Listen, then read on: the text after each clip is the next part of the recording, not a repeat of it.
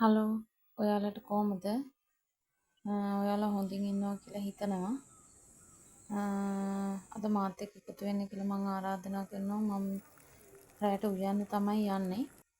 ඉස්ලාම් තේ එකක් බීලා අපි දෙන්නේ ගෙදර ඉන්නේ.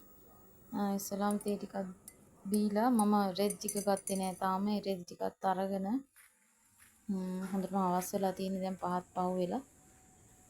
රෙද් ටිකත් අරගෙන මේ අපි ඊයේ දරගෙන ආවා. දර ටිකත් මම ගොඩ කරගත්තා. මේ දැන් ඉතින් වහින්න ළඟයිනේ.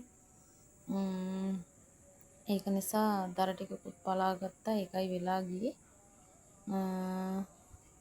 දැන් රෙදි ටිකත් අරගෙන අපි ඉක්මනට යමු කෑම ටික හදන්න. මට මාළු වගේක් හම්බුණා. අපේ මල්ලිලා මුහුද යනවා. ඒ මාළු ටික මම සුද්ධ කරලා මේ පෙති කපලා ෆ්‍රිජ් එකේ දාගන්නවා.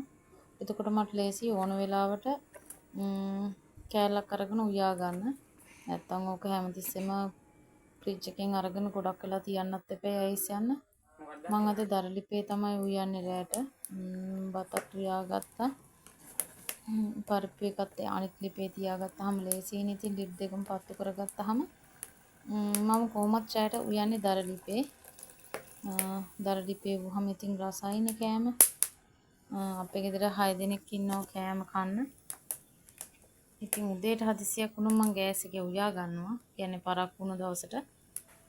මට ඉතින් දරලිපේ උයන එක ලේසි. බත් වේලා පරිප්පු වේලා මාළු බලමාළු මිරිසට උයන්න තමයි හදන්නේ. අපිට ඉතින් මේ කෑල්ල උයා ගත්තාම රැටත් කාලා උදේටත් කන්න පුළුවන්. ඒකින් හින්දා මම කෑල්ලම උයනවා. මම පෙති කපලා සෝදලා තමයි ෆ්‍රිජ් එකට දාගන්නේ. එතකොට මට දැන් ආයේ අයිස් ටික ගියාම එකපාරක් සෝදලා ගත්තාම ඇති. මේ ටික ඉතින් අපිට ඇති. මම එකට ඕන ගොරකා කහ රම්පි කරපිංචා ඒ ටිකක් දාගත්තා. ඒ ටිකක් දාගෙන මම මැටි ඇටලියක් ටිකේ තියලා ඒකට සුදු ලුණු තක්කාලි කෑල්ලක් දා ගන්නවා මම.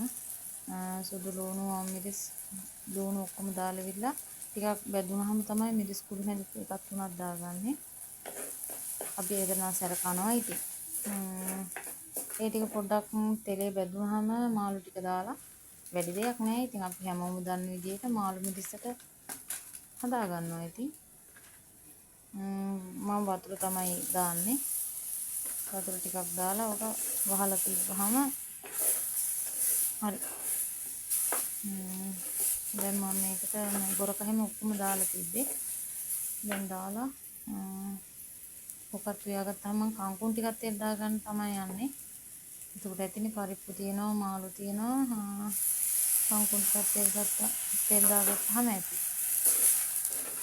මම කංකුන් ටිකත් ඔක්කොම සුද්ධ කරලා තමයි තියෙන්නේ.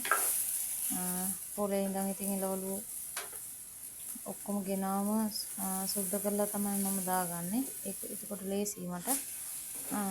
අපේ ගෙදර අපේ දරුවෝ දෙන්නයි පුංචිගේ පුතත් ඉන්නේ අපේ ගෙදර. ඉතින් දරුවෝ 3 දෙනෙක්ගේ ඉස්කෝලේ වැඩයි ඒ ඔක්කොම කරන්න ගියාම ඉතින් ඉස්කෝලේ කියන්නේ එයාලගේ වැඩ කරන්න ගියාම ඉතින් හරි දන්නවනේ ඉතින් දරුවෝ ඉන්න ගෙවල් වල. ඉතින් මම දැන් මේ කංකුන් ටික කපලා ඔක්කොම කරගත්තා. කවුරුත් නෑ අද වීඩියෝ කරගන්න. මම ඉතින් එක අතකින් ෆෝන් එක අල්ලගෙන අනිත් අතින් තමයි වීඩියෝ කරන්නේ. මේ අනිත් අතින් මේ එළවලු ටික කපාගෙන තමයි වීඩියෝ කරන්නේ.